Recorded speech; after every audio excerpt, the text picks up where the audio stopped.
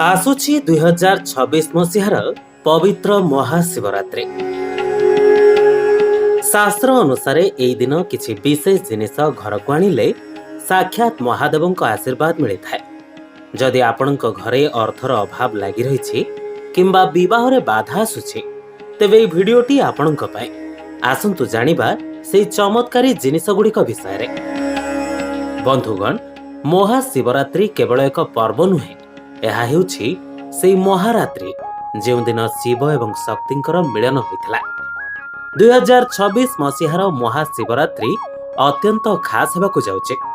ज्योतिष शास्त्र अनुसार एई दिन ग्रह मानकर एपरि संजोग हेउछि जहा भक्त मानकर समस्त मनस्कामना पूरण करिबा।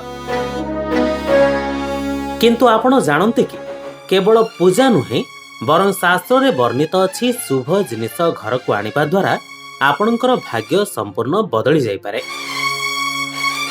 प्रथम सबुठारु गुरुत्वपूर्ण जिनिस हेउछि पारद शिवलिंग। शिव पुराण अनुसार पारद शिवलिंग साक्षात शिवंकर स्वरूप। जदि आपणक घरे वास्तु दोष रहिछि किंबा आर्थिक समस्या पीछा छाड़ू नाही तेबे महाशिवरात्रि दिन एक छोट पारद शिवलिंग घर को आणंतु।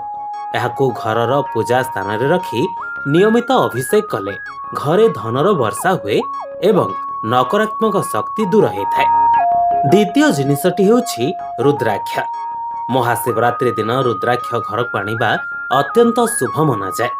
विशेष करी जदि आपण रोग एवं शोकरु मुक्ति चाहुचंते तेबे एकमुखी किंबा पंचमुखी रुद्राक्ष घर को आनी प्राण प्रतिष्ठा करी धारण करंतु। यह आपणक मन को शांति देवा सह आत्मविश्वास वृद्धि करिबा। शास्त्र कुहे जेउ घरे रुद्राक्ष पूजा पाए सेठारे अकाल मृत्युर भय रुहे नाही। जदि आपणक कुंडली रे काल सर्प दोष अछि किंबा चाकरी क्षेत्र रे बारंबार बाधा आसुछि तेबे तृतीय जिनिसटी आपणक पई। महाशिवरात्रि दिन रूपारे निर्मित नाग नागुणी जोड़ी घर को आनंतु। एहाकू घरर मुख्य द्वार रे किंबा तिजोरी रे रखिले धन संबंधी समस्त समस्या दूर हुए। एहा सहित जो मानकर विवाह रे विलंब हेउछि सेमाने मध्य ए उपाय कले शीघ्र विवाह जोग फिटी थाए। चतुर्थ जिनिसटी हेउछि बेल गछ। पुराण अनुसार बेल गछ मूल रे समस्त तीर्थर बास। जदि संभव हुए एई महाशिवरात्रि दिन एक छोट बेल चारा घर को आणंतु एवं बाड़ी बगीचारे लगांतु। एहा द्वारा घरर वास्तु शुद्ध हुए।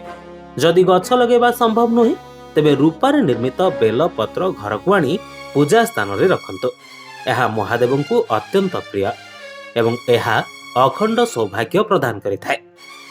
शेषरे महाशिवरात्रि दिन गंगा जल भरा एक तंबा पात्र निश्चय घरर ऐशान्य कोण रे रखंतु।